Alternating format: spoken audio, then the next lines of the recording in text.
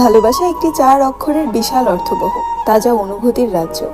এই অনুভূতিকে কখনো কখনো বিশ্লেষণ করে হাজারটা রূপ দান করা যায়। প্রেম, প্রণয়, মোহ, ঘোর আসক্তি, আরো কত কি। আবার কারো কারো কাছে এটি সঙ্গীত, প্রণয় আসক্তি, আনহেলদি অবসেশন। ভালোবাসার বিশ্লেষণ যেমন সবার কাছে এক নয়, তেমনি সবার ভালোবাসার ধরনটাও ঠিক একরকম নয়।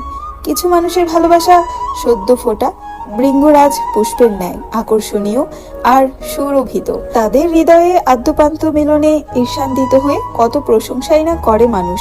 অলিতে গলিতে, বন্ধু মহল থেকে শুরু করে পাড়ার চায়ের আড্ডা পর্যন্ত তাদের নিয়ে চলে দিনভর আলোচনার বহর। কি করে তৈরি হলো এমন যুগল? এত রাজ্যটক কোনোদিন ভাঙবে না, আরো কত কি। অন্যদিকে এই পুষ্পরেণুর মতো ভালোবাসার বিপরীতে যে শুধুই ঘৃণার বসবাস, তেমনটা নয়।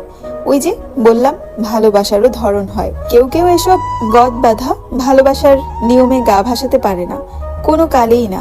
খালি মুখে ভালোবাসি কথাটা উচ্চারণ করাটাও যেন হিমালয় জয় করার মতো অ্যাডভেঞ্চার্স আর থ্রিলিং তাদের কাছে।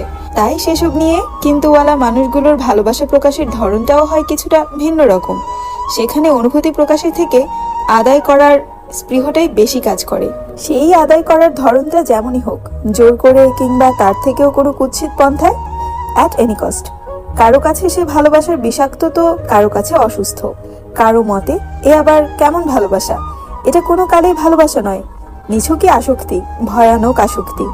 আবার হিচড়ে পাকা ডার্ক রোমান্স দেখে দেখে ফরেন কালচারে বেড়ে ওঠা অষ্টাদশীদের কাছে ইটস কল্ড ডেঞ্জারাস লাভ। এত বিশ্লেষণ আর চর্চার বাইরে গিয়ে আরো